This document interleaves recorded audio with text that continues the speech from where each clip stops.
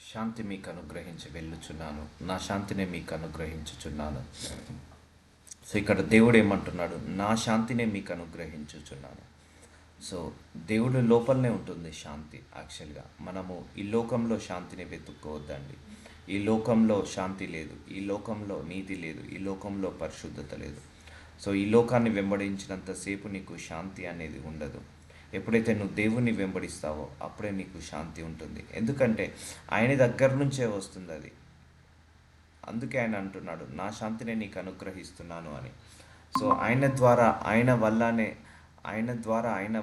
మనకు శాంతి అనేది అనుగ్రహించబడుతుంది. అందుకనే మరిగా నా శాంతిని మీకు అనుగ్రహించి వెళ్తున్నాను అంటున్నాడు.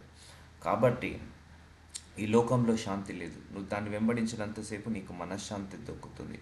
ఎప్పుడైతే దేవుని వెంబడిస్తామో, యేసయ్యను వెంబడిస్తామో అప్పుడు నీకు శాంతి, సమాధానము, దీర్ఘశాంతము వస్తుంది. సో ఒకటి, ఆయన పోలికలో ఒక పోలిక ఏంటిది? దీర్ఘశాంతము. ఆయన గుణంలో ఒక గుణము శాంతము, ఆయన గుణంలో ఒక గుణము సమాధానము, నెమ్మది. ఇవన్నీ కూడా ఆయన గుణంలో ఒక గుణము. సో ఆ గుణాలన్నిటిని కూడా మనము మనము ఆయన రూపంలో మారాలని దేవుడు కోరుకుంటున్నాడు. సో ఇవన్నీ ఆయన క్యారెక్టరిస్టిక్స్. ఆయన రూపంలోకి మారాలని కోరుకుంటున్నాడు. చూద్దాం. 1 తెస్సలోనిలకు రాసిన 5:23 సమాధానకర్తయగు దేవుడే మిమ్మును సంపూర్ణంగా పరిశుద్ధపరచబడును గాక. చూసారా అండి? సమాధానకర్తయగు దేవుడే. సో ఆయన దగ్గర నుంచి సమాధానం ఉంది, ఆయన దగ్గర నుంచి శాంతి ఉంది, ఆయన దగ్గర నుంచి దీర్ఘశాంతం ఉంది, ఆయన దగ్గర నుంచి ఆశీర్వాదం ఉంది. సో ఏది కావాలన్నా నీకు దేవుడి దగ్గర నుంచే వస్తుంది. సమాధానకర్తయగు దేవుడే మిమ్మును సంపూర్ణంగా, అంటే కంప్లీట్గా పరిశుద్ధపరచబడును గాక. ఆయన లోపలనే పరిశుద్ధత ఉంది. సో ఈ లోకంలో పరిశుద్ధత లేదమ్మా, ఈ లోకంలో పవిత్రత లేదు, ఈ లోకంలో నీతి లేదు, ఈ లోకంలో శాంతి లేదు, సమాధానం లేదు. ఇవన్నీ కూడా యేసయ్య లోపల ఉన్నాయి. సో ఎప్పుడైతే యేసయ్యను వెంబడిస్తావో దేవుడు నీకు పరిశుద్ధతను అనుగ్రహిస్తాడు, దేవుడు నీకు పవిత్రతను అనుగ్రహిస్తాడు, శాంతిని, దీర్ఘశాంతాన్ని, మనశ్శాంతిని అనుగ్రహిస్తాడు. మీ ఆత్మయు జీవమును శరీరమును మన ప్రభు అయిన యేసుక్రీస్తు రాకడయందు నిందారహితముగాను. చూసారండి? మనందరము నిందారహితులుగా ఉండాలి. సో ఆ పగ మేబీ పరలోక రాజ్యానికి తీసుకెళ్ళదు, ఆ అహంకారము పరలోక రాజ్యానికి మనల్ని తీసుకెళ్ళకపోవచ్చు. ఆ దురాశలు, దుర్బుద్ధులు, దురాలోచనలు, పాపపు తలంపులు, చెడు తలంపులు, వీటి వల్ల మన అపవిత్రతను కోల్పోవచ్చు. సో పరలోక రాజ్యానికి ఎవరు వెళ్తారు? పరిశుద్ధులు మాత్రమే వెళ్తారు. పరలోక రాజ్యానికి పవిత్రులు మాత్రమే వెళ్తారు, నీతిమంతులు మాత్రమే వెళ్తారు. పరలోక రాజ్యానికి ఎవరు వెళ్తారు? సో దీర్ఘశాంతము గలవారు, మనశ్శాంతంగా ఉన్నవాళ్ళు మాత్రమే వెళ్తారు.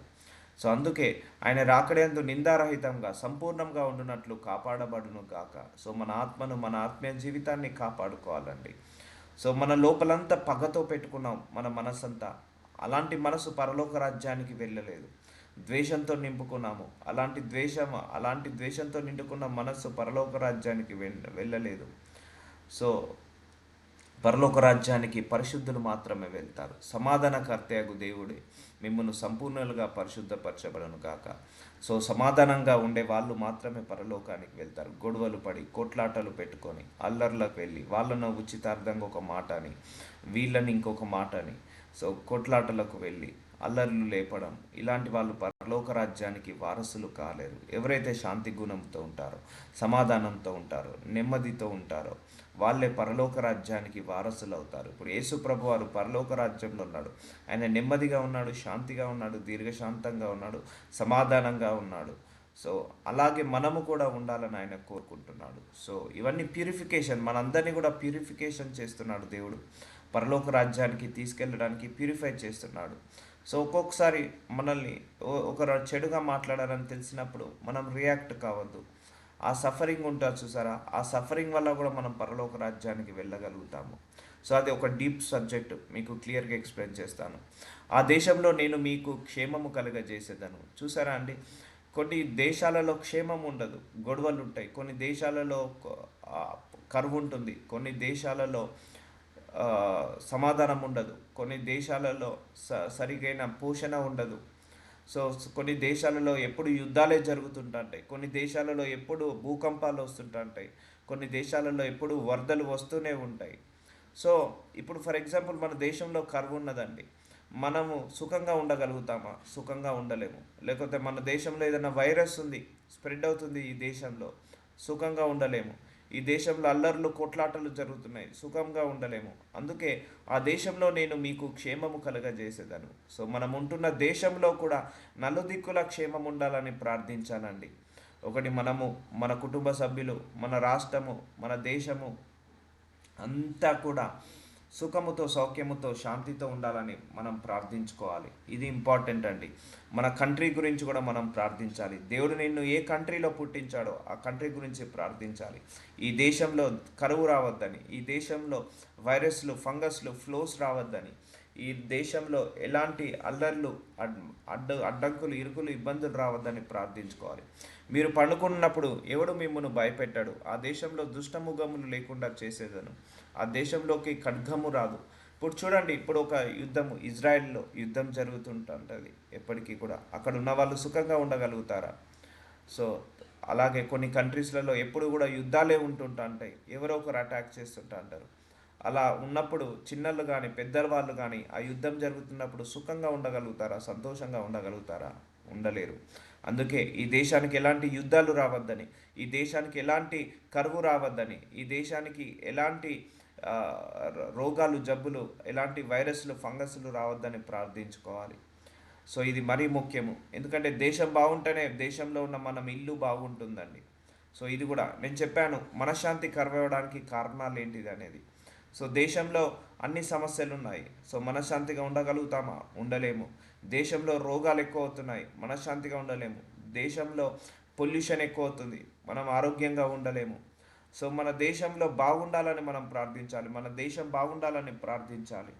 దేశం బాగుంటేనే మనం కూడా బాగుండగలుగుతాం, మనం కూడా తృప్తిగా, శాంతంగా ఉండగలుగుతాము. సో రోమిలకు రాసిన 15 అధ్యాయం 33 సమాధానకర్తయగు దేవుడు మీకు అందరికీ తోడై ఉండును కాక. చూసారా అండి, సమాధానకు కర్త ఆయనే. సమాధానానికి కర్త, శాంతికి కర్త, దీర్ఘశాంతానికి కర్త, నెమ్మదికి, సుఖానికి, సౌఖ్యానికి, ఆనందానికి, సంతోషానికి ఆయన కర్త. అల్లరికి కర్త ఎవరు? అపవాది. గొడవలకు కర్త అపవాది, కొట్లాటలకు కర్త అపవాది, అన్యాయాలకు, అక్రమాలకు, మోసాలకు, నేరాలకు, ఘోరాలకు ఎవరు కర్త? అపవాది. సో మనం ఎలా ఉండాలి? అపవాది సంబంధులా కాదు, దేవుడి సంబంధుల్లాగా ఉండాలి. మన దేవుడు ఎవరు? సమాధానకర్త దేవుడు. ఆయన ఎప్పుడు కూడా సమాధానం ఇచ్చే దేవుడు, సాక్ష్యం ఇచ్చే దేవుడు, నెమ్మదిని, శాంతిని ఇచ్చే దేవుడు. మీకందరికీ తోడై ఉండును గాక. ఆమేన్. ఆయనతో సహవాసం చేసిన ఎడల, యోబు 22 అధ్యాయం 21 ఆయనతో సహవాసం చేసిన ఎడల నీకు సమాధానము కలుగును, అలాగున నీకు మేలు కలుగును. చూసారా అండి, ఇది ఇంపార్టెంట్. మనకెందుకు శాంతి లేకపోతుంది? ఎందుకు మనశ్శాంతి లేకపోతుంది? ఎందుకు సమాధానము లేకపోతుంది? ఎందుకు నెమ్మది లేకపోతుంది? ఎందుకంటే ఆయనతో సహవాసము చేసిన ఎడల నీకు సమాధానము కలుగును. ఈ లోకంతో సహవాసం చేసినప్పుడు, ఈ లోక సంబంధములతో సహవాసం చేసినప్పుడు మనకు శాంతి ఉండదు, సమాధానం ఉండదు అండి. సో నేను ఒక ఎగ్జాంపుల్ చెప్తాను. ఈ లోకమంతా ఒక థీరీ ఫాలో అవుతుందండి. నేను ఆ థీరీకి అగెనిస్ట్ అండి. ఏంటిదంటే ఆ థీరీ, ఈ లోకంలో డబ్బు ఉంటేనే మనుషులకు విలువ ఇస్తారని, డబ్బు లేకపోతే మనిషికి విలువ ఇవ్వరని చాలామంది నేను నోట అనంగా వినంగా చూశాను నేను. ఓకే, డబ్బుతో వచ్చే విలువ డబ్బుతోటే పోతుందండి. సో డబ్బుతో వచ్చిన విలువ, డబ్బులు లేనప్పుడు వాళ్ళు విలువ ఇవ్వరు. సో డబ్బు లేకున్నా కూడా మన దగ్గరికి ఎవరైతే వస్తారో వాళ్ళందరూ కూడా నిజమైన స్నేహితులు, నిజమైన బంధువులు. ఈ లోకమంతా ఒక థీరీ ఫాలో అవుతుంది. డబ్బులు ఉంటేనే ఈ లోకంలో విలువ, డబ్బులు లేకపోతే ఈ లోకంలో ఎవరు మనకు విలువ ఇవ్వరు. ఇవ్వకపోనివ్వండి, మనకంటూ మనల్ని చూసి విలువ ఇచ్చే వాళ్ళు కొంతమంది అయినా ఉంటారు. వాళ్ళ కోసం మనం బ్రతుకుదాం. ఇప్పుడు డబ్బు ఉంటే విలువ ఉంటుందని అన్యాయాలు చేసి, అక్రమాలు చేసి, మోసాలు చేసి డబ్బు సంపాదించిన తర్వాత ఏదైనా పోలీస్ కేసు అయిందనుకో, ఏదైనా కోర్టు కేసు అయిందనుకోండి, వాళ్ళు వస్తారా? ఎవరి కోసమైతే విలువ ఇవ్వాలని అనుకుంటున్నావో వాళ్ళు వచ్చి నీకు కాపాడతారా? ఎవరు కాపాడరు. వాళ్ళెవరో విలువ ఇవ్వాలని మనం ఎందుకు అన్యాయాలు చేసి, అక్రమాలు చేసి, మోసాలు చేసి డబ్బు సంపాదించడం? సో మన లోకమంతా కూడా ఈ థీరీ ఫాలో అవుతుంది. బట్ నేను చిన్నప్పటి నుంచి కూడా నాకు ఈ థీరీకి నేను అగెనిస్ట్ అండి. సో నన్నుగా చూసి రావాలి ఎవరైనా కూడా, మనల్నిగా చూసి రావాలి. డబ్బును చూసి వచ్చే వాళ్ళు మళ్ళీ డబ్బులు చూసే వెళ్ళిపోతారు. మీ దగ్గర డబ్బు చూస్తేనే విలువ వస్తుందంటే అలాంటి విలువ మనకు వద్దు, మనకు అవసరం లేదు. సో అలా అని చేసి చాలామంది వాడెవడో విలువ ఇవ్వాలని, వాళ్ళెవరో విలువ ఇవ్వాలని, వాళ్ళెవరో పేరు పెట్టాలని, వాళ్ళెవరో పొగడాలని మోసాలు చేసి, అన్యాయాలు చేసి, అక్రమాలు చేసి ఆ డబ్బు సంపాదించడం వల్ల మనశ్శాంతి కరువవుతుంటా అంటారు. ఆ డబ్బును వెంబడించడం వల్ల మనశ్శాంతిని కరువవుతుంటా అంటారు. ఈ లోకమంతా ఈ థీరీలో ఫాలో అవుతుంది. బట్ నాకెందుకో తెలియదు, చిన్నప్పటి నుంచి నాకు ఓకే, నాకు డబ్బు లేదనుకోండి ఫర్ ఎగ్జాంపుల్, నన్ను పిలవట్లేదు ఫంక్షన్లకు, ఓకే పిలవకపోని, దానివల్ల నాకు వచ్చే నష్టం ఏంటి? విలువ ఇవ్వట్లేదు. సో విలువ ఇవ్వకపోనివ్వండి, దానివల్ల నాకు వచ్చే నష్టం ఏంటిది? ఎవరో ఒకరు విలువ ఇచ్చే వాళ్ళు ఉంటారు కదా, వాళ్ళు పిలుస్తారు కదా, వాళ్ళ దగ్గరికి వెళ్దాము. ఏముంది దాంట్లో? ఎవరు విలువిస్తే వాళ్ళ దగ్గరికి వెళ్దాం. సో మన దగ్గర డబ్బు లేకున్నా కూడా ఎవరైతే విలువిస్తున్నారో, మన దగ్గర పదవి లేకున్నా ఎవరైతే విలువిస్తున్నారో, మన దగ్గర ఎలాంటి పేరు ఘనత లేకున్నా కూడా ఎవరైతే విలువిస్తున్నారో, మనల్ని మన స్థాయి ఏ స్థాయిలో అయితే ఉన్నామో ఆ స్థాయిని చూసి ఎవరైతే విలువ ఇస్తున్నారో వాళ్ళే నిజమైన ఆత్మీయులు, వాళ్ళే నిజమైన బంధువులు, వాళ్ళు నిజమైన స్నేహితులు. నేను ఎందుకు చెప్తున్నా అంటే చాలామంది డబ్బు సంపాదించాలని, డబ్బుతో సహవాసం చేయాలని, ఈ లోకంతో సహవాసం చేయాలని మనశ్శాంతి కరువవుతున్నారు. సో నా దగ్గర డబ్బు ఉంటే విలువ వస్తుంది, అందుకే నేను ఎక్కువ డబ్బు సంపాదిస్తాను, నన్ను ఎక్కువ మంది విలువ ఇస్తారు. వాడు విలువ ఇవ్వాలని మనం ఏం చేస్తున్నాము? అన్యాయాలు చేస్తున్నారు, అక్రమాలు చేస్తున్నారు, శాంతి లేక, మనశ్శాంతి లేక అక్రమ సంపాదనకు అలవాటు పడుతున్నారు, మోసాలు చేస్తున్నారు. వాళ్ళ అక్రమ సంపాదన వల్ల పరలోకానికి వెళ్తారా? వెళ్ళరు. సో వాళ్ళు ఎవరో నీకు విలువ ఇవ్వాలని నువ్వెందుకు మార్చుకోవడం? నీకెంతైతే ఉందో, ఫర్ ఎగ్జాంపుల్ నీ శాలరీ 2 లక్షలు అంటే ఒక 20 మంది నీకు విలువిస్తారు. ఒక 15,000 అంటే నీకు ఒక్కడే విలువిస్తాడు అనుకోండి, ఆ ఒక్కడే చాలు మనకు. వారెవరో ఎక్కువ డబ్బులు ఉంటే విలువిస్తారని వాళ్ళ కోసం మనము ఇతరులను తొక్కివేయడం, ఇతరులను మోసం చేయడం, ఈ థీరీ ఫాలో అవుతుంది వరల్డ్ అంతా. ఇదంతా అగెనెస్ట్ ది గాడ్. సో నువ్వు దేవుడితో సహవాసం చెయ్యి, ఆయనతో సహవాసం చెయ్యి. ఆయనే నీకు ఇస్తాడు, రెట్టింపు ఇస్తాడు, 10 రెట్లుగా ఇస్తాడు. నువ్వు అన్యాయం, అక్రమం, మోసం చేయాల్సిన అవసరమే లేదు. సో దేవుడు ఆయనే మనకి ఇస్తాడు. సో అందరు ఈ థియరీ ఫాలో అవుతున్నారు, బట్ మీరేంటో నాకు తెలియదు. బట్ నేను మాత్రము I will never follow that theory. డబ్బు ఉంటేనే మనిషి విలువ ఇస్తారు, డబ్బు ఉంటేనే ఈ లోకంలో విలువ అని చాలామంది కూడా దేవుణ్ణి వదిలేసి డబ్బు వెంబడి పరిగెడుతున్నారు. సో ఇప్పుడు కొంతమంది ఉంటారండి, ఇప్పుడు నా జీవితంలో కూడా కొంతమంది నన్నుగా చూసి ఇష్టపడే వాళ్ళు, ఆత్మీయులు చాలామంది ఉన్నారు. సో చాలు నాకు అది. సో డబ్బు ఉండి వచ్చే విలువ మళ్ళీ డబ్బుతోటే పోతుంటుంది. సో అలాంటి విలువను నేను ఎప్పుడు ఇంపార్టెన్స్ ఇవ్వనండి. నా హృదయాన్ని చూసి, నా మంచితనాన్ని చూసి, నా మానవత్వాన్ని చూసి ఎవరైతే వస్తారో వాళ్ళే నిజమైన బంధువులు, వాళ్ళే నిజమైన స్నేహితులు. నా దగ్గర డబ్బున్నా లేకపోయినా, మన దగ్గర ఆస్తిపాస్తులున్నా లేకపోయినా, కొంతమంది మన దగ్గర ఎవరైతే ఉంటారో వాళ్ళే నిజమైన బంధువులు, నిజమైన స్నేహితులు అని నేను క్యాల్కులేట్ చేసుకుంటాను. నా ఈక్వేషన్స్ వేరేలాగుంటాయి ఎప్పుడు కూడా.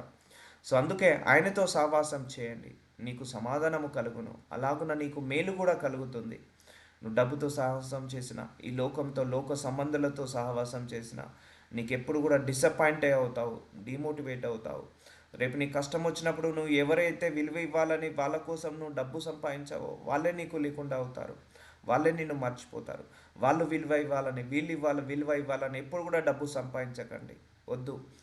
నువ్వు డబ్బు ఎప్పుడు సంపాదించాలి? నీ అవసరము, ఒక కారు కొనుక్కోవాలి నీ అవసరం, ఒక మంచి గృహం కొనుక్కోవాలి నీ అవసరం, పిల్లలకు మంచి చదువులు చదివించాలి అవసరము, మంచి భోజనం తినాలి అవసరము. సో మనకు కావాల్సిన డైలీ నెసెసరీ నీడ్స్ కొదువ లేకుండా ఉండాలి. సో నీ కోసం డబ్బు సంపాదించుకో, అంతేకాని వాడెవడో డబ్బు ఉంటే విలువ ఇస్తారని వాళ్ళ కోసం నుండి ఎప్పుడు కూడా డబ్బు సంపాదించకు, అది మనకు చేదునే అనుభవిస్తుంది. సో ఈ థీరీని మాత్రం ఫాలో కావద్దు. ఎస్, నాకు మంచి వాచ్ కావాలి, మంచి కారు కావాలి, మంచి ఇల్లు కావాలి ఉండడానికి, నా పిల్లల్ని మంచిగా చదివించుకోవాలి, నాకు మంచి ఆరోగ్యంగా ఉండాలి, మంచి ఫుడ్ను తినాలి, మంచి బట్టలను కట్టుకోవాలి. సో అలా నీ తృప్తి కోసము, నీ సంతోషము కోసము, లేకపోతే నీ యొక్క కంఫర్ట్ కోసము, లేకపోతే నీ అవసరాలు డైలీ నీడ్స్ కోసం నువ్వు డబ్బు సంపాదించు. కానీ వాళ్ళు విలువ ఇవ్వాలని, వీళ్ళు విలువ ఇవ్వాలని, డబ్బులు ఉంటేనే నా దగ్గరికి విలువ వస్తుంది, డబ్బులు ఉంటేనే నాకు పేరు వస్తుంది, డబ్బులు ఉంటే 10 మంది పొగుడుతారు, అలాంటి మోజులో పడి చాలామంది శాంతి లేకుండా, ఎస్ డబ్బు సంపాదించిన తర్వాత కూడా వాళ్ళు శాంతి లేకుండా ఉంటున్నారు. సమాధానం లేకుండా ఉంటున్నారు. ఎందుకంటే అన్యాయంగా అక్రమంగా సంపాదించిన వాళ్ళ దగ్గరనే కోట్లు కోట్లు ఉంటాయి. నీతిగా నిజాయితీగా సంపాదించిన వాళ్ళ దగ్గర ఎక్కువగా డబ్బులు ఉండవు. కానీ మనశ్శాంతి కోట్లున్న వాళ్ళ దగ్గర ఉండదండి. ఈ థియరీ మాత్రం నేనైతే ఫాలో కాను. అయితే నేను మాత్రం ఫాలో అయ్యే తీరి నేను దేవుడితో సహవాసం చేస్తాను. నన్నుగా ఇష్టపడే వాళ్ళే నిజమైన స్నేహితులు అనుకుంటాను. నా దగ్గర డబ్బున్నా లేకపోయినా, ఆస్తులున్నా లేకపోయినా, వాళ్ళు వాళ్ళ వాళ్ళు నా మీద చూపించే ప్రేమ, ఆప్యాయత ఎలా ఎప్పుడు ఒకేలా ఉంటుంది చూసారా. అది ఒక్కొక్కసారి మన రక్త సంబంధులు కాకపోవచ్చు, మన తల్లిదండ్రులు కాకపోవచ్చు, మన కుటుంబ సభ్యులు కాకపోవచ్చు. ఒక్కొక్కసారి మనకు తెలియని వ్యక్తులు మనకు విలువ ఇస్తుంటా అంటారు, ఆత్మీయులు.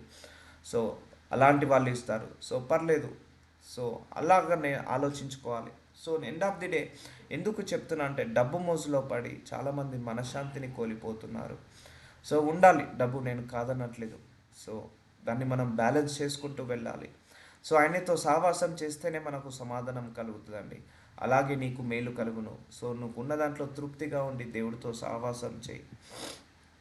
మత్తయి సువార్త 6 అధ్యాయం 25 వచనం, అందువలన నేను నీతో చెప్పునదేమనగా, ఏమి తిందుమో ఏమి త్రాగుదుమో అని మీ ప్రాణము గూర్చేయనను, ఏమి ధరించుకుందుమో అని మీ దేహమును గూర్చేయనను చింతింపకుడి. చింత, నేను చాలా సందర్భాల్లో చెప్పాను, చింత మనిషిని మనశ్శాంతి లేకుండా చేస్తుంది. చింత మనిషికి సమాధానం లేకుండా చేస్తుంది. మనిషికి దీర్ఘశాంతం లేకుండా చేస్తుంది. కొంతమంది ఓవర్గా ఎక్స్పెక్ట్ చేయడం, it's a very big problem. ఓవర్గా ఆలోచించడం చాలా ప్రాబ్లం అది. అందుకే high expectations are always kill our happiness. High expectations ఉండద్దు ఎప్పుడు కూడా. సో చింతించొద్దు ఏమి తిందుమో ఏమి త్రాగుదమో. సో దేవుడు ఇచ్చాడు మనకి ఈ జన్మ, ఆయనే మనల్ని పెంచి పోషిస్తాడు. కాబట్టి చింత అనేది చాలా డేంజర్ అండి. చెప్పాను నేను చాలా సందర్భాల్లో, పెళ్ళి కాకపోతే ఒక చింత, పెళ్ళి అయితే ఒక చింత, పిల్లలు లేకపోతే ఒక చింత, పిల్లలు ఉంటే ఒక చింత. సో మంచి ఇల్లు ఉంటే ఒక చింత, ఇల్లు లేకపోతే ఒక చింత, జాబ్ ఉంటే ఒక చింత, జాబు లేకపోతే ఒక చింత. సో మనిషి ఎన్నో రకాలుగా చింతిస్తున్నాడు. దేవుడు చింతించమని చెప్పాడా?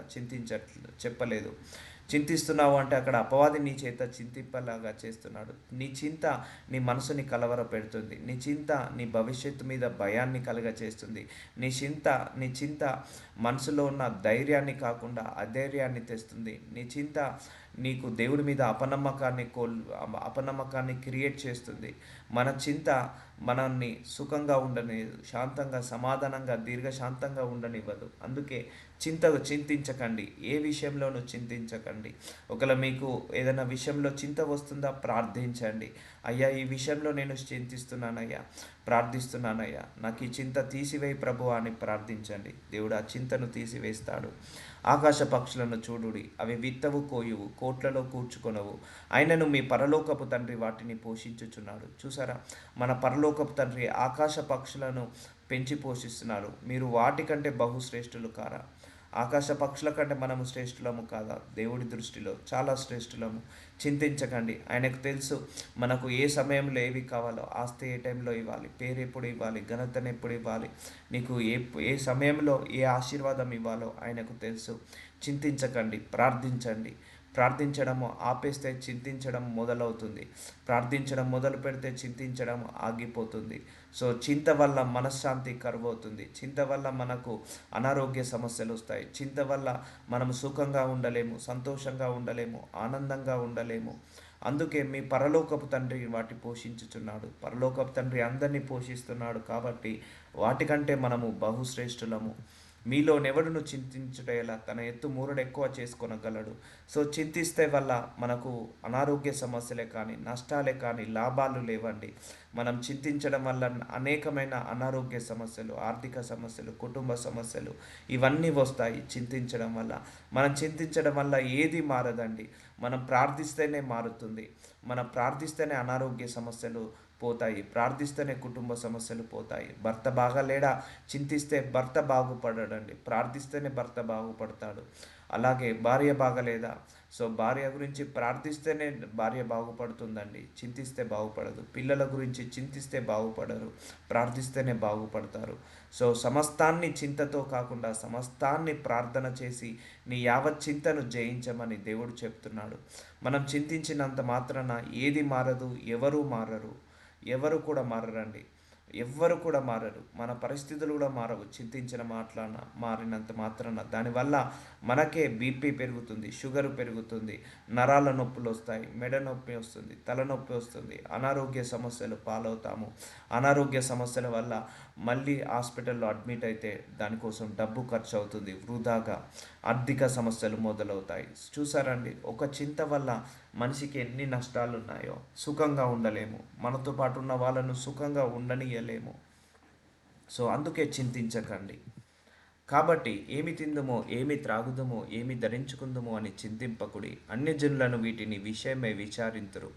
సో ఎందుకంటే దేవుడు మనకు బేసిక్ నీడ్స్ ఎప్పుడైనా ఇస్తాడండి. ఆయన మన అవసరాలను తీరుస్తాడు. 3 పూటల భోజనం మన అవసరం ఆయన తీరుస్తాడు. ఉండడానికి గృహము మన అవసరం ఆయన తీరుస్తాడు. పిల్లలను చదివించుకోవడానికి అవసరము తీరుస్తాడు. ఎక్కడ కూడా కొదువ లేకుండా, ఎక్కడ కూడా లోటు లేకుండా ఆయన మనల్ని ఆదుకుంటాడు. అన్య జనులు వీటన్నిటి గురించి విచారిస్తారు. ఇవన్నీ మీకు కావాలనని మీ పరలోకపు తండ్రికి తెలియను. మనకేమి కావాలో ఆయనకు తెలుసు. మనకు వీసా కావాలా, ఉద్యోగం కావాలా, లేకపోతే బిజినెస్ కావాలా, బిజినెస్లో ప్రాఫిట్స్ కావాలా, పిల్లలకు ఎడ్యుకేషన్కి కావాల్సిన డబ్బులు కావాలా, అన్నీ తెలుసు. నీకు ఆరోగ్యం కావాలా, పరలోకపు తండ్రికి అన్నీ తెలుసు. నువ్వు చింతిస్తున్నావంటే ఆయన మీద నమ్మకం లేనట్టు. సో నువ్వు ఎప్పుడైతే చింతించడం ఆపేసి ధైర్యంగా ఉంటావో అప్పుడు ఆయన మీద విశ్వాసం ఉన్నట్టు. విశ్వాసులు చింతించరు, విశ్వాసులు భయపడరు, విశ్వాసులు ధైర్యంగా నిలబడతారు. సో అట్టి విశ్వాసాన్ని మనం పొందుకోవాలి.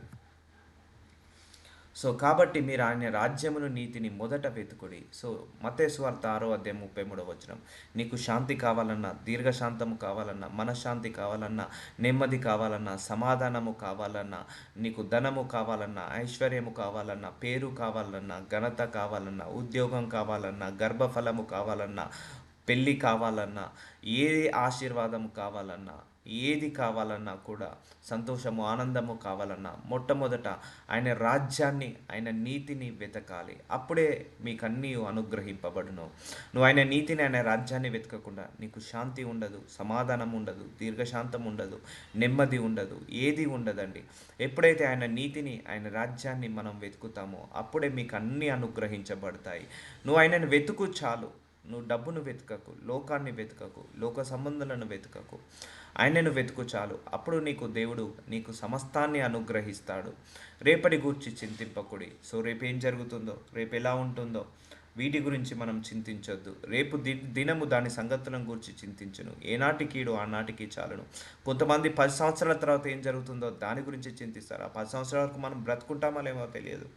ఆ టైంకి మన పరిస్థితులు ఎలా ఉంటాయో తెలియదు. So don't worry about tomorrow అని అంటున్నాడు. రేపటి గురించి ఆలోచిస్తే కూడా నీకు ఈరోజు మనశ్శాంతి ఉండదు. రేపటి గురించి ఆలోచించి నువ్వు భయపడితే కూడా ఈరోజు దీర్ఘశాంతం ఉండదు. ఏమి తినాలో, ఏమి త్రాగాలో, ఏమి పండుకోవాలో, రేపు ఎలా ఉంటుందో అని ఆలోచిస్తే కూడా, నీకు చింతిస్తే కూడా నీకు ఈరోజు మనశ్శాంతి, దీర్ఘశాంతం ఉండదు. సో మనిషి ఇవన్నీ కామన్గా చేస్తున్నాడు. అపవాది చేపిస్తున్నాడు మనిషి చేత. సో చింతించేలాగా చేస్తున్నాడు, బాధపడేలాగా, భయపడేలాగా, దేవుడి మీద విశ్వాసం లేకుండేలాగా చేస్తున్నాడు. సో మనం అందరం విశ్వాసనం, మన యొక్క రియాక్షన్ వేరు, అవతలి వాళ్ళ యొక్క రియాక్షన్ వేరు. సో కాబట్టి మొట్టమొదట ఆయన నీతిని, ఆయన రాజ్యాన్ని వెతుకుదాము. మనకు అన్నీ అనుగ్రహించబడుతాయి. యిర్మీయా 33:6 నేను దానిని ఆరోగ్యమును, స్వస్థతను మరల రప్పించుచున్నాను. సో మన శరీరంలో అందరూ, మన కుటుంబంలో నలుగురు ఉన్నారనుకోండి, నలుగురు మంచిగా ఉన్నారు, ఒక మాట మీద నిలబడుతున్నారు, డబ్బు సమస్య లేదు, అండ్ కుటుంబంలో అంత శాంతి సమాధానం ఉంది. కానీ ఒక్కరికి ఒంటిలో అనారోగ్య సమస్య ఉంది. ఆ ఒక్కరి అనారోగ్య సమస్య కూడా కుటుంబము డిస్టర్బ్ కావచ్చు. ఇప్పుడు నీ శరీరం అంతా ఆరోగ్యంగా ఉందండి, ఒక హెడేక్ వస్తుంది. ఆ ఒక హెడేక్ వల్ల నీ శరీరం అంతా బాధపడుతుంది. లేకపోతే ఒక చిటికనేలుకు ఒక ముళ్ళు కుచ్చుకపోయి నొప్పి వస్తుంది. ఆ చిటికనేలు నొప్పి వల్ల నీకు శరీరం అంతా బాధపడుతుంటుంది. సో మనకు ఎంత ఆస్తి ఉంది, ఒక 100 కోట్ల ఆస్తి ఉంది, ఒంటిలో ఆరోగ్యం లేదు, అయినా కూడా మనకు శాంతి ఉండదు, సమాధానం ఉండదు. సో ఒంట్లో అనారోగ్య సమస్యలు ఉన్నాయి. సో దానివల్ల మనం తృప్తిగా ఉండలేము. సో ఏది తిన్నా అరగడం లేదు. సో దానివల్ల మనం తృప్తిగా ఉండలేము. పడుకుంటే నిద్ర రావట్లేదు, దానివల్ల తృప్తిగా ఉండలేము. ఒంటి నిండా పెయిన్స్ ఉన్నాయి, body pains, neck pain and muscle pains అని, నీ పెయిన్స్ అని, జాయింట్ పెయిన్స్ అని, అని ఇలా పెయిన్స్ ఉన్నాయి ఒంటి నిండా, మనం సుఖంగా ఉండగలుగుతామా అండి ఆరోగ్యం లేకపోతే? సో మనకు శాంతిని కరుగు చేసేది, మనకు దీర్ఘశాంతం లేకుండా చేసేది, మనకు నెమ్మదిని, సంతోషాన్ని, ఆనందంగా లేకుండా చేసేది అనారోగ్య సమస్యలు. ప్రార్థించుకోవాలి. మన కుటుంబంలో ఎలాంటి అనారోగ్య సమస్యలు ఉండొద్దని ప్రార్థించుకోవాలి. కుటుంబంలో 10 మంది ఉన్నారండి, ఏ సమస్య లేదు, ఒక్కరికి అనారోగ్య సమస్య ఉంది, ఆ ఒక్కరి వల్ల మనందరం సఫర్ అవుతామా లేదా? నీకు అనారోగ్య సమస్య వచ్చింది, నీది నువ్వు బాగుపడుకో, నీది నువ్వు బాధపడని అంటామా? అనం కదా. ఒక్కరికి కుటుంబంలో అనారోగ్య సమస్య ఉన్నా ఆ ఒక్కరి గురించి మనందరం బాధపడతాము, ఆ ఒక్కరి గురించి అందరి గురించి మనందరము దుఃఖపడతాము. సో అలాగే నేను దానికి ఆరోగ్యము, స్వస్థతను మరల రప్పించుచున్నాను, వారిని స్వస్థత పరచుచున్నాను, వారికి సత్య సమాధానములను సమృద్ధిగా బయలుపరిచేదను. చూసారా అండి, మన శరీరంలో స్వస్థత లేకపోతే మనకు సమాధానము కూడా ఉండదండి, సంతోషం ఉండదు. ఎంతమంది సంతోషంగా ఉంటారండి కడుపు నొప్పి లేస్తుంటే? కడుపు నొప్పి లేస్తుంటే నవ్వగలుగుతామా? కడుపు నొప్పి వస్తుంటే మనము, హెడేక్ వస్తుంటే మనం నవ్వగలుగుతామా? లేకపోతే చిటికనేళ్ళు నొప్పి ఉంది, నవ్వగలుగుతామా? లేకపోతే ఒంటిలో బీపీ, షుగరు, థైరాయిడ్ ఉంది, కొలెస్ట్రాల్ ఉంది, నవ్వగలుగుతామా? తినగలుగుతామా? తింటే డైజెషన్ కావట్లేదు, సంతోషంగా ఉండగలుగుతామా? మన శరీరంలో ఏ ఒక్క అనారోగ్య సమస్య ఉన్నా కూడా, లేకపోతే మన కుటుంబంలో ఏ ఒక్కరికి అనారోగ్య సమస్య ఉన్నా కూడా మనం శాంతంగా ఉండలేము. సో మన మనశ్శాంతిని కరువు చేసేది అనారోగ్య సమస్యలు కూడా అని దేవుడు ఈ వాక్యం ద్వారా బయలుపరుస్తున్నాడు. అందుకే దేవుణ్ణి కుటుంబంలో శాంతిని, సమాధానంతో పాటు కుటుంబంలో ధనముతో, ఐశ్వర్యంతో పాటు ఆరోగ్యాన్ని కూడా దయచేయమని ప్రార్థించాలి. నేను ఒకరికి చెప్పాను, అమ్మ మీరు ఒకరు మాత్రము అనారోగ్య సమస్యలు రాకుండా ప్రార్థించుకోమన్నప్పుడు వాళ్ళు ప్రార్థించుకోకుండా నెగ్లెక్ట్ చేశారు. సో వాళ్ళు ఎంతసేపు డబ్బు గురించే ప్రార్థించుకున్నారు. నేను దానికంటే ముందు, డబ్బు కంటే ముందు మీరు అనారోగ్య సమస్యలు రావద్దని ప్రార్థించమన్నప్పుడు వాళ్ళు ఇగ్నోర్ చేశారు. సో వాళ్ళకు చాలా అనారోగ్య సమస్యలు వచ్చాయి. సో డబ్బు ఉంది కానీ ఆరోగ్యము లేదు. సో అలా కొన్ని ఇన్స్ట్రక్షన్స్ వచ్చినప్పుడు మనము పాటించాలి దేవుడి దగ్గర నుంచి. సో అందుకే ఆరోగ్యము చాలా బాగుండాలి. నేను అందుకే మొట్టమొదటి ఆశీర్వాదం ఆరోగ్యం అంటానండి. ఆరోగ్యమే మహాభాగ్యము. నిజమైన కోటీశ్వరుడు ఎవరంటే 60 ఏళ్ళు వచ్చినా, 70 ఏళ్ళు వచ్చినా ఒక్క బీపీ ట్యాబ్లెట్ వేయకుండా, ఒక్క షుగర్ ట్యాబ్లెట్ వేయకుండా హెల్తీగా ఉంటారు. చూసారా అండి, వాళ్ళే నిజమైన ఆరోగ్యవంతులు, నిజమైన ధనవంతులు, ఆరోగ్యం ఉన్న వాళ్ళండి. చాలా ఇష్టం అండి నాకు ఆరోగ్యం అంటే. ఆరోగ్యంగా ఉండాలి, హెల్తీగా ఉండాలి. సో ఎప్పుడు కూడా బలహీనంగా ఉంటే, ఎప్పుడు కూడా అనారోగ్య సమస్యలతో బాధపడుతుంటే, హాస్పిటల్స్కి వెళ్తుంటే, లేకపోతే ఆ ట్యాబ్లెట్స్ వాడుతుంటే, that is not a real blessing అండి. మనం ఎప్పుడైతే హెల్తీగా ఉంటామో అదే రియల్ బ్లెస్సింగ్. సో నేను ఫస్ట్ ప్రియారిటీ ఇస్తాను డబ్బు కంటే, లేకపోతే ఆస్తిపాస్తుల కంటే. నేను ఫస్ట్ ప్రియారిటీ దేవుడిచ్చే ఆశీర్వాదంలో ఆరోగ్యానికి ఇస్తానండి. శరీరము దేవుడిచ్చిన, మనకు ఇచ్చిన ఒక వరము. ఈ శరీరంలో మనకు ఆరోగ్యం అనేది చాలా చాలా ఇంపార్టెంట్ అండి. మన కుటుంబంలో ఆరోగ్యం ఉండాలి. మన కుటుంబంలో కూడా ఎవరికైనా ఆరోగ్యం లేకపోయినా, మన శరీరంలో ఎవరికైనా ఆరోగ్యం లేకపోయినా మన కుటుంబం అంతా బాధపడుతుంది, కుటుంబం అంతా శాంతంగా ఉండదు, దీర్ఘశాంతంగా ఉండదు. సో ఎవరన్నా సడన్గా ఒక హాస్పిటల్లో అడ్మిట్ అయ్యారు కుటుంబ సభ్యులు, ఒక 10 days ఉన్నారు హాస్పిటల్లో. ఆ 10 days కుటుంబం అంతా డిస్టర్బ్ అవుతుందా లేదా? ఫైనాన్షియల్గా డిస్టర్బ్ అవుతుంది. వాళ్ళకు బాక్స్ తీసుకెళ్ళడం, తీసుకురావడం, వాళ్ళకి ఎలా ఉందో చూడడము, నిద్ర లేకపోవడం, వాళ్ళ రాత్రంతా మానిటర్ చేయడం. సో ఒక హాస్పిటల్ అడ్మిట్ అవుతే మనందరం కూడా చాలా కష్టపడాల్సి వస్తుంది, చాలా కష్టపడాల్సి వస్తుంది కుటుంబ సభ్యులు, ఫైనాన్స్ ప్రాబ్లం. సో అందుకే ఆరోగ్యము మహాభాగ్యము. ఆరోగ్యంగా ఉన్న వాళ్ళు నిజమైన అదృష్టవంతుడు. నాకు ఒక తెలిసిన వ్యక్తి ఉన్నారు, 80 సంవత్సరాలు, ఆయనకు ఒక్క బీపీ లేదు, షుగర్ లేదు, యాక్టివ్గా ఉన్నాడు, ఒక్క ట్యాబ్లెట్ కూడా వేసుకోడు, 80 years దాకా ఉంటాడు, చూస్తే యంగ్గా కనపడతాడు, ఆయన హెల్దీ మ్యాన్. సో ఒక్క సిక్నెస్ లేదు ఆయనకు, ఒక్క వీక్నెస్ లేదు, ఒక్క డిసీజెస్ లేదు. ఈజ్ రియల్ బ్లెస్సర్, నిజమైన ఆశీర్వవంతుడు, నిజమైన కోటీశ్వరుడు, నిజమైన ధనవంతుడు ఎవరైతే ఆరోగ్యంగా ఉంటారో. నాకు ఇది చాలా ఇంపార్టెంట్, చాలా ఇష్టం నాకు ఆరోగ్యం అనే ఆశీర్వాదము. సో అందుకే ప్రార్థించుకోవాలి. ఎందుకు చెప్తున్నా అంటే ఆరోగ్యం లేకపోతే సంతోషం ఉండదు, శాంతం ఉండదు, దీర్ఘశాంతం ఉండదు. ఎన్ని కోట్ల ఆస్తి ఉన్నా ఆరోగ్యం లేకపోతే, ఎన్ని కోట్ల ఆస్తి ఉన్నా తినడానికి ఒక పూట భోజనం తినలేకపోతే, ఎన్ని కోట్ల ఆస్తి ఉన్నా పడుకోవడానికి నిద్ర రాకపోతే వృధా వృధా. సో వాళ్ళు నిజమైన ధనవంతులు కాదు, నిజమైన పేదవాళ్ళండి. సో బేసిక్ నీడ్ ఏంటిది? ఆహారము, అది కూడా తినలేకపోతే వాడు నిజమైన పేదవాడా కాదా? సో బేసిక్ నీడ్ ఏంటిది? నిద్ర, అది కూడా రాకపోతే వాళ్ళు నిజమైన పేదవాళ్ళ కాదా? ఎస్. సో అందుకే స్వస్థత గురించి ప్రార్థించుకోండి, ఆరోగ్యం గురించి ప్రార్థించుకోండి. మన మనసులను కలవరపెట్టేది, మన కుటుంబాలను అశాంతి లేకుండా చేసేది, మన కుటుంబంలో దీర్ఘశాంతం లేకుండా, సమాధానము లేకుండా, ఆనందము లేకుండా, సంతోషం లేకుండా చేసేది ఏదైనా ఉంది అంటే అది ఇంకొక డిస్టర్బెన్సెస్, అనారోగ్య సమస్యలు. సో రాసుకోవాలి, ఇదొక కీ. చాలా కీస్ ఇస్తున్నాడు దేవుడు మనకు మనశ్శాంతి కరువు కావడానికి. సో ఆరోగ్యంగా ఉన్న వాళ్ళ కుటుంబము సంతోషంగా వర్ధిల్లుతుంటుంది. సో కొలసీలకు రాసిన 3:15 క్రీస్తు అనుగ్రహించిన సమాధానము మీ హృదయములలో ఏలుచుండనీయుడి, ఇందుకొరకే మీరొక్క శరీరంగా పిలువబడితిరి మరియు కృతజ్ఞతులై ఉండండి. క్రీస్తు పంపించిన సమాధానము మీ హృదయంలో ఏలుచుండనీయుడి. సో మన హృదయంలో మనమే మానిటర్ చేసుకోవాలండి, మనల్ని మనమే మాడిఫై చేసుకోవాలండి. ఎవరు మనకు రారు, ఎవరు మనకు చేయరు. మనల్ని మనము సరి చెప్పుకోవాలి, మనము సర్ది చెప్పుకోవాలి. మనము ఎలా శాంతంగా ఉండాలి, నేను ఎలా ఉంటే హ్యాపీగా ఉండగలుగుతాను, ఏది ఉంటే హ్యాపీగా ఉండగలుగుతాను, ఎంతవరకు ఆలోచిస్తే హ్యాపీగా ఉండగలుగుతాను, నేను సంతోషంగా ఉండాలి, దీర్ఘశాంతంగా ఉండాలంటే దాని గురించి నువ్వు ఆలోచించి నీకు నువ్వు ఐడెంటిఫై చేసుకొని మాడిఫై చేసుకోవాలి. కాబట్టి భార్యలారా మీ భర్తలకు విధేయులై ఉండుడి. సో చూసారా అండి, ఇంట్లో కుటుంబము ఇంకొక కీ ఇస్తున్నాడు. భార్య సరిగా లేకపోతే ఆ కుటుంబంలో మనశ్శాంతి ఉండదు, భర్త బాగా లేకపోతే ఆ కుటుంబంలో శాంతి ఉండదు. భార్య భర్తలు ఊకే కొట్టుకొని ఉంటే ఆ కుటుంబము సంతోషంగా ఉంటుందా అండి, సమాధానంగా ఉండదండి. ఇది ప్రభువుని బట్టి యుక్తమైనది. సో భార్యలారా మీ భర్తలకు విధేయులై ఉండండి. సో భర్త ఒక మాట అంటే తిరిగి రివర్స్గా మాట్లాడడం, లేదా భర్త ఆఫీస్ నుంచి రాగానే టార్చర్ పెట్టడం, భర్త ఆఫీస్ నుంచి రాగానే అనేక మార్లు తిట్టడము, లేకపోతే కించపరిచి మాట్లాడడము, భర్త కంటే నేనే గ్రేట్ అని అనుకోవడం, గయ్యాలితనంతో ఉండకూడదు. సో ఒక గయ్యాలి భార్య దొరికిన, త్రాగుబోతు భర్త దొరికిన ఆ కుటుంబము శాంతంగా ఉండదు. సో భర్తలారా మీ భార్యలను ప్రేమించడి, వారిని నిష్ఠూర పెట్టకుడి, కష్టపెట్టద్దు భార్యలను. భర్తలు కొంతమంది ఉంటారు, 20-30 సంవత్సరాల క్రితం జరిగిన విషయాన్ని బట్టి గుచ్చి చంపుతారు, గుచ్చి మాట్లాడతారు. సో నిష్ఠూర పెట్టద్దు, కష్టపెట్టద్దు. సో ఒక్కొక్కసారి ఓపిక ఉండదు. సో ఒకరోజు అన్నం వండుకోకపోయినా, లేకపోతే కర్రీస్ సరిగా చెప్పినా ఓపిక పట్టుకోవాలి. నిష్ఠూర పెట్టద్దు, కష్టపెట్టద్దు భార్యను. సో కొంతమంది అయితే ఆ రోజు సరిగా కర్రీ చేయకపోతే గొడవ. సో అలా ఉండకూడదు. సో ఏది ఉంటే అది అడ్జస్ట్ చేసుకోవాలి. సరే, నాన్ వెజ్ ఉంటే నాన్ వెజ్తో తినాలి, ఏది లేకపోతే పచ్చడన్నం వేసుకొనైనా తినాలి. నిష్ఠూర పెట్టద్దు, కొట్టద్దు, తిట్టద్దు. సో నిష్ఠూర పెట్టద్దు. సో పిల్లలారా అన్ని విషయాల్లో మీ తల్లిదండ్రులు మాట వినుడి. సో చూసారండి, భర్త బాగలేకపోయినా, ఇక్కడ భార్య బాగలేకపోయినా, ఇక్కడ పిల్లలు బాగలేకపోయినా, పిల్లలు తల్లిదండ్రులను హింసిస్తున్నారు మాట వినకుండా. ఇది ప్రభుని బట్టి మెచ్చుకున్న తగినది కాదు. సో చూసారా, కుటుంబంలో భర్త బాగలేకపోయినా, భార్య బాగున్నా ఆ కుటుంబం శాంతంగా ఉండదు. సో లేకపోతే భర్త బాగున్నాడు, లేకపోతే పిల్లలు బాగలేరు, సో ఆ కుటుంబంలో శాంతి ఉండదు, సమాధానం ఉండదు. సో భార్య, భర్త, పిల్లలు 5 ఉంటే 5 ఏక మనస్సు ఉండాలి, ఏక ఆలోచన ఉండాలి, ఏకతత్వం ఉండాలి, ఏక ఆలోచనలో కలిగి ఉండాలి. అందుకే కుటుంబాన్ని కట్టుకోండి ఫస్ట్.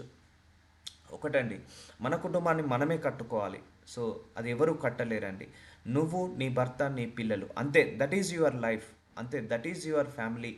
ఆ ఫ్యామిలీని నువ్వే చక్కదిద్దుకోవాలి. వాళ్ళ పేరెంట్స్ ఇన్వాల్వ్ కావడం, వీళ్ళ పేరెంట్స్ ఇన్వాల్వ్ కావడం, లేకపోతే వాళ్ళ సిబ్లింగ్స్ ఇన్వాల్వ్ కావడం, వీళ్ళ సిబ్లింగ్స్ ఇన్వాల్వ్ కావడం, గొడవలు పోవడం, కొట్లాటలకు పోవడం. కుటుంబం ఇది కాదండి.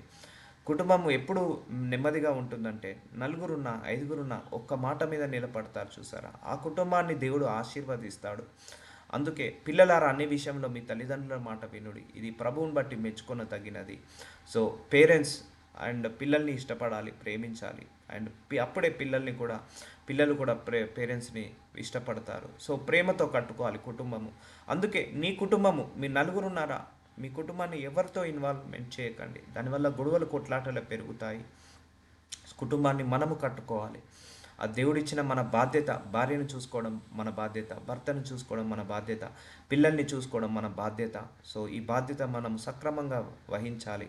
సో కుటుంబంలో ఏ ఒక్కరు బాగాలేకపోయినా, ఏ ఒక్కరు కూడా సరిగా లేకపోయినా వాళ్ళ వల్ల కుటుంబం అంతా డిస్టర్బ్ అవుతుంది. అందుకే కుటుంబంలో గట్టిగా అరుచుకోవాలి ఉండొద్దండి. గట్టిగా అరవడం, గట్టిగా మాట్లాడడం, గట్టిగా ఒకరి మీద ఒకరు తిట్టుకోవడం, మాటకు మాట అనడం అనుకోవద్దు. ఒకరు రేజ్ అయితే, బీపీ రేజ్ అయితే ఒకరు తగ్గించుకోవాలి, ఒకరు తగ్గించుకుంటే ఒకరు రేజ్ కావాలి. అలా బ్యాలెన్స్ చేసుకుంటూ వెళ్ళాలి. సో అంతేకాని కంటిన్యూస్గా గొడవలు, కంటిన్యూస్గా అలా కొట్లాటలు, ఇవన్నీ ఉన్న కుటుంబాన్ని దేవుడు ఆశీర్వదించలేడు. ఏ కుటుంబం అయితే శాంతిగా, సమాధానంగా, ఏ కుటుంబం అయితే ఆ, దీర్ఘశాంతంతో ఉంటుందో ఆ కుటుంబాన్ని దేవుడు ఆశీర్వదిస్తాడు. కాబట్టి కుటుంబంలో నలుదిక్కుల నెమ్మదిని, శాంతిని, సమాధానాన్ని దయచేయమని అడగండి. కుటుంబంలో ఏక మనసుని, ఏక ఆలోచనను, ఏక అభిప్రాయాన్ని కలగచేయమని దేవుణ్ణి అడగండి. కుటుంబంలో నలుగురిలో కూడా శాంతిని, సమాధానాన్ని దయచేయమని అడగండి. కుటుంబంలో నలుగురిని డిస్టర్బ్ చేసే ఏ మనుషులు పరిచయం కావద్దు, ఏ శక్తి వర్ధిల్లద్దు అని ప్రార్థించుకోండి. కుటుంబం very very important. So family life బాగుంటేనే మనం బాగుంటామండి. ఎంతమంది బాగుండట్లేదని చెప్పండి. భార్య బాగాలేరని, భర్త బాగాలేరని, ఎన్ని కుటుంబాలు విచ్ఛిన్నమవుతున్నాయి, పిల్లలు బాగాలేరని, ఎన్ని కుటుంబాలు తలకిందులవుతున్నాయి. సో కుటుంబ వ్యవస్థ దెబ్బతినద్దండి. కుటుంబము ఎప్పుడైతే బాగుంటుందో దేవుడు ఆ కుటుంబాన్ని హెచ్చిస్తాడు. ఎందుకంటే ఫ్యామిలీ ఈజ్ అవర్ లైఫ్ అండి. Without family there is no life. మనం కష్టపడేదే మన కుటుంబం కోసం. ఎవరైనా, భార్య అయినా, భర్త అయినా, పిల్లలైనా, అందరము కుటుంబం కోసమే కష్టపడతాము. రాత్రనక పగలనక కుటుంబం బాగుండాలనే, కుటుంబానికి మంచి భోజనం ఇవ్వాలనే. అలాంటి కుటుంబం కోసం కష్టపడ్డప్పుడు అదే కుటుంబం బాగా లేకపోతే ఎక్కడ మనశ్శాంతి ఉంటుంది, ఎక్కడ దీర్ఘశాంతం ఉంటుంది? సో అందుకే మన కుటుంబము బాగుంటేనే మనకు మనశ్శాంతి, దీర్ఘశాంతం ఉంటుంది. మనకు శాంతి లేకుండా మనకు శాంతి కరువయ్యేలాగా చేసేది కుటుంబ సమస్యలు కూడా. ఆర్థిక సమస్యలు, అనారోగ్య సమస్యలు, కుటుంబ సమస్యలు, మానసిక సమస్యలు, శారీరక సమస్యలు, వీటన్నిటి గురించి నేను ఎప్పటి నుంచో మీ అందరి గురించి ప్రార్థిస్తున్నాను. సో మీరు కూడా ప్రార్థించుకోండి. ఈ సమస్యల వల్ల మనిషి శాంతంగా ఉండలేడు, దీర్ఘశాంతంగా ఉండలేడని ప్రభువు చెప్పుచున్నాడు. So will continue tomorrow. నజరుడైన Yesayya, thank you so much for your mercy, thank you so much for your glory. What a beautiful sermon in my lord. మాకు మంచి వాక్యాలను మాకు ఇస్తున్నావు, చాలా వాల్యుయబుల్ ఇన్ఫర్మేషన్ని మాకు ఇస్తున్నావు. ఈ వాక్యాల ద్వారా మమ్మల్ని, మా హృదయాలను కడుతున్నందుకు, మా కుటుంబాలను కడుతున్నందుకు మీకే వందనాలు అయ్యా. ఈ వాక్యానుసారంగా బ్రతికే కృపను మాకు దయచేసి మేమందరం కూడా శాంతి, నెమ్మది, సమాధానాన్ని పొందుకునే వరాన్ని మాకు దయచేయమని యేసు నామంలో ప్రార్థిస్తున్నాను తండ్రి. ఆమెన్. ఆమెన్.